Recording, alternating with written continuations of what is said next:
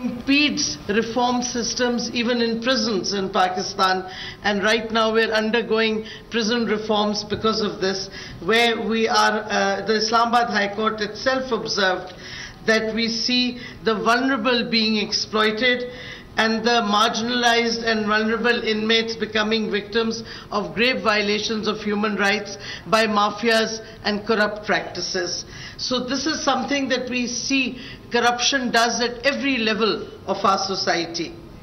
And of course, because the most vulnerable groups are also the groups that are most reliant on public services and goods due to a lack of alternate private services, they also bear the greatest brunt of corruption.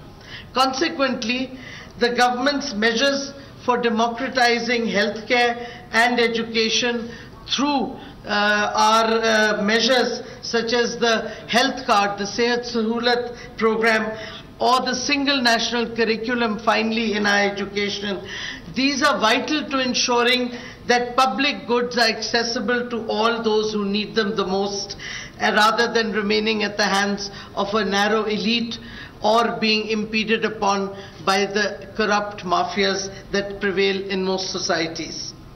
The Ministry of Human Rights also launched Pakistan's first National Action Plan on business and human rights, and I'm proud to say we are the first country in South Asia and the third in the entire Asia for having a national action plan on business and human rights, because this plan includes financial transparency and anti-corruption as a priority area. Our National Action Plan on Business and Human Rights provides a solid foundation for steering Pakistan's economic development while placing human dignity at its center.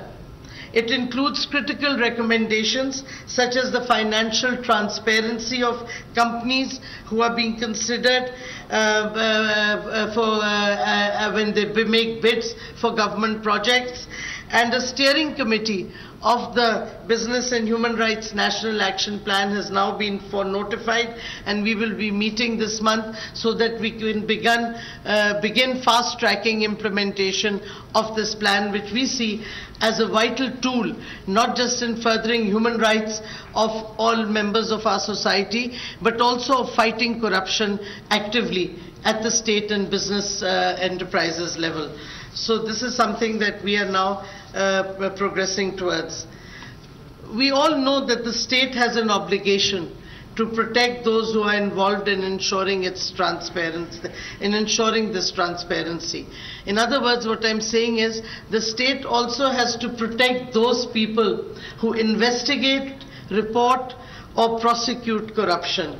Again, our government's Journalists and Media Professionals Protection Act, which became law a few months ago, seeks to promote, protect and ensure the independence and freedom of expression of journalists and media professionals so that the ills of society can be exposed and mitigated through actions.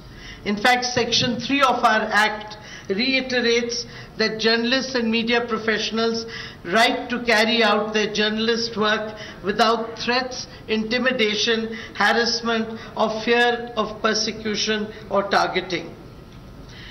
However, while we can deal with these issues at a national level, we are also seeing the insidious ways in which national and international boundaries are exploited for corruption, with individuals laundering, money laundering, embezzling funds and hiding in foreign jurisdictions. Criminals enjoy staggering safe havens, especially in developed countries. The Pandora Papers are a glaring example of this, exposing the wealth accumulated through tax evasion, corruption and money laundered out to financial havens. The UN Secretary General's panel, FACTI, calculated that yet international cooperation procedures amongst law enforcement agencies and prosecution authorities remain woefully slow and ineffective. It is crucial to ensure the repatriation of proceeds and strengthen mutual legal assistance, extradition, and other such measures to put an end to the safe havens that provide a way out for the corrupt to safeguard their corrupt assets gained through corruption.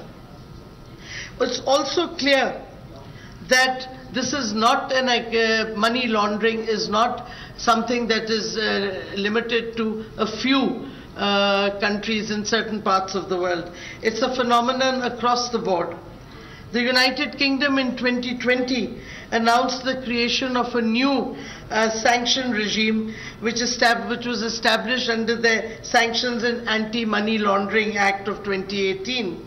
Through this regime, a framework was established and still remains established to impose sanctions on individuals or entities that are, in the judgment of the UK government, known or reasonably suspected to be in human rights violations.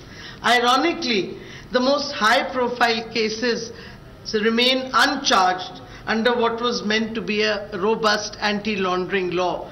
So one can ask quite reasonably and rationally, why, when the UK has brought about its law, why are they not acting on it? Why are the corrupt still being sheltered? Why are funds from money laundering allowed to go unchecked and reinvested in the United Kingdom as well as in the safe havens under the protection of the United Kingdom? And this is just one example, that there is a lot of talk on dealing with corruption, money laundering, but on the ground, nothing much is happening, and that is our greatest challenge, I feel. And as a collective entity, the OIC has the power and the resources to change this slow, ineffective process to deal with money laundering and corruption. I also want to point out, I'm not a diplomat, so if I say something undiplomatic, do excuse it, but FATF also seems to have moved away from its original focus on money laundering and illegal financial transfers to just focusing on terrorism and funding for terrorism. Yes, that's a very critical aspect, but FATF also needs to take cognizance of the safe havens where money laundering continues to be held, putting those countries and those political entities that provide safe havens under the grey and black lists of FATF also, which is not happening at all. And therefore, a highly technical and financial international setup, which was what FATF was designed to be, is unfortunately becoming more and more politicized, thereby calling into question the very credibility of how FATF acts right now. And the time therefore has come to redirect focus and have a truly non-discriminatory approach to fight corruption, money laundering, illicit financial flows in a cohesive and cooperative manner. For an issue as multidimensional and transnational as corruption, concerted national and international efforts and collaboration are essential.